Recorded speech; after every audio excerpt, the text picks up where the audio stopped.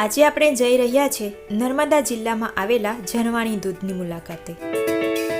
નર્મદા જિલ્લાના ઘનઘોર જંગલમાં ચોમાસામાં આ ધોધ સોળે કરાએ ખીલી ઉઠે છે। આ ધોધનું અંતર સુરતથી 160 અને રાજપીપળાથી 28 કિલોમીટર જેટલું થાય છે।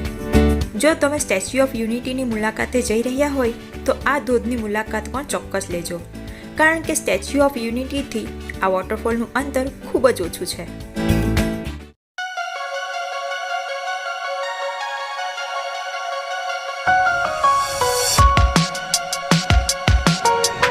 આ ઝરવાણી ધોધની આપણે ખૂબ નજીક આવી ગયા છે। હવે અહીંયાથી ગાડી આગળ જઈ શકે તેમ નથી, એટલે આપણે ચાલીને જઈશું, પણ આ ચાલવાની પણ ખૂબ મજા આવશે।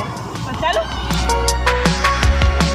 પાર્કિંગ એરિયાથી ધોધ સુધીનું અંતર 10 મિનિટ કરતાં પણ ઓછું છે, જે નાના બાળકો પણ સહેલાઈથી પાર કરી નાખે। પણ પાણીનો પ્રવાહ તેજ હોય તો સાવચેતી રાખવી જરૂરી છે।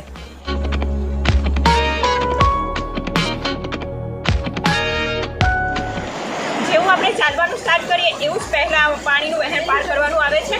અત્યારે તો તમે જોઈ શકો છો કેટલા પાણીમાં હું ચાલીને આવી છું। હવે પાણી વધારે હોય તો કેટલી મુશ્કેલી પડતી હોય એ તમે સમજી શકો છો।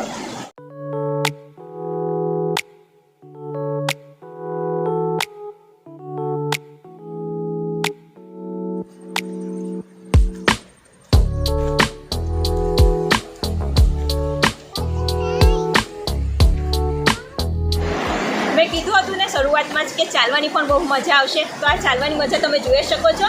એક વહેણ પાર કરીને આવ્યા, જસ્ટ થોડા ડગલા ચાલ્યા છે ને હવે બીજી વાર પાણીમાં આપણે કૂદકા મારવાના છે। તો ચાલો કૂદી પડો।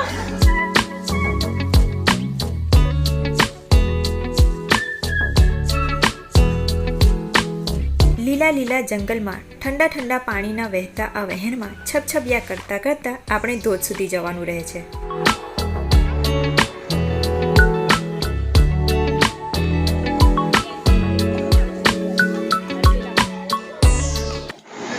અને આ ત્રીજી વાર।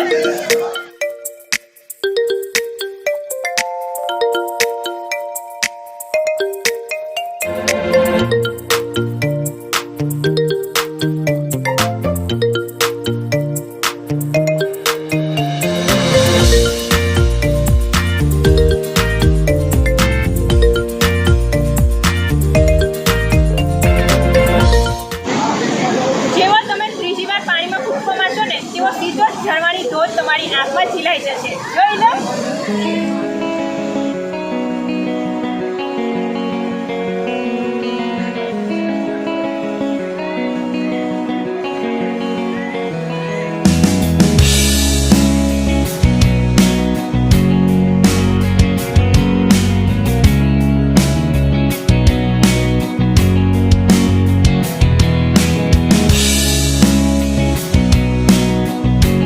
ધોધની નીચે જવાની મનાઈ છે, પરંતુ પાણીમાં નહાવાની મનાઈ નથી, એટલે તમારું મન ભરાય ત્યાં સુધી તમે આ વહેતા પાણીમાં છપછપિયા કરી શકો છો। ઝરવાણી ધોધની મુલાકાત તમારા માટે પણ યાદગાર બની રહે। Bye bye, Tata.